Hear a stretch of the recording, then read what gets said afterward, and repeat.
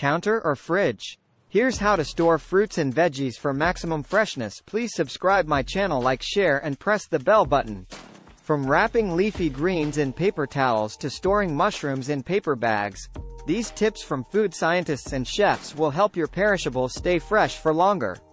It's one of life's simple pleasures to inhale the intoxicating aroma of fresh basil, or to bite into a ripe cherry tomato just plucked from the vine and bursting with earthy sweetness and flavor.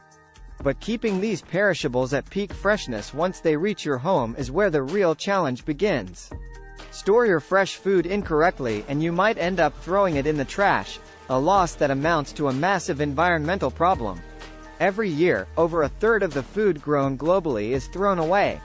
In the U.S., food waste is on the rise, according to recent data from ReFed, a national nonprofit working to end food loss and waste. Wasted food accounted for about 38% of the total food supply in 2021, worth roughly $444 billion, according to ReFed.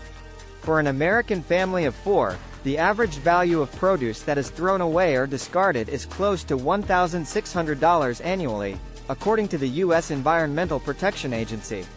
These tried-and-true methods can help you maximize the taste, texture, and shelf life of your fruits and vegetables and prevent food waste.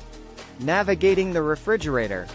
In the refrigerator, a range of conditions can influence the freshness of your produce, including temperature, how much water is available for microorganisms to grow, humidity, ethylene gas production, airflow, and packaging, explains Brian Chow, a food scientist and self-described fungal fanatic who runs Chow Time, a food consulting firm.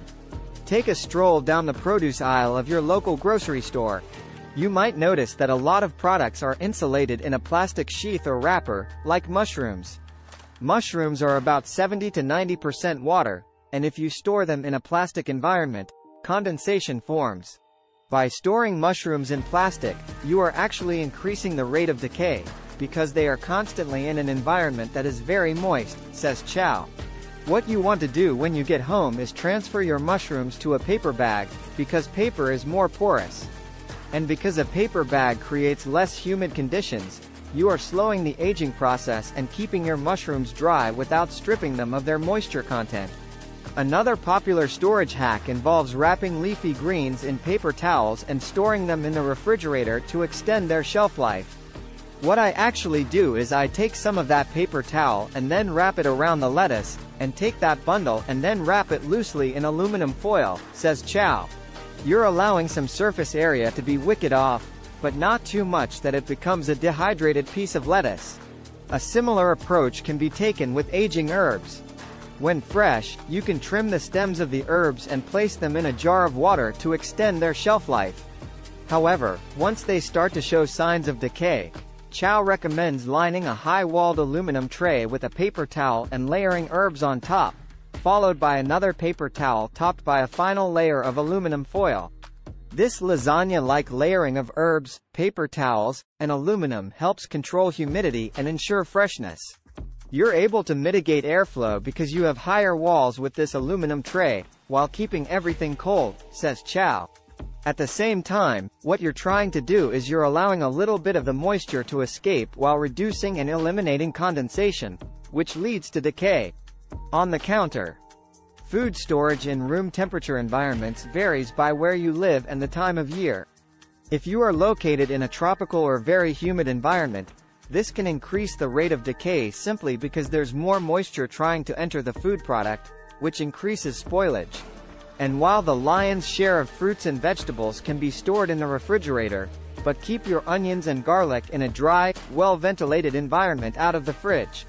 The frigid temperatures can cause garlic to mold, and in colder temperatures, onion starches turn to sugar more quickly, leaving them soggy and soft.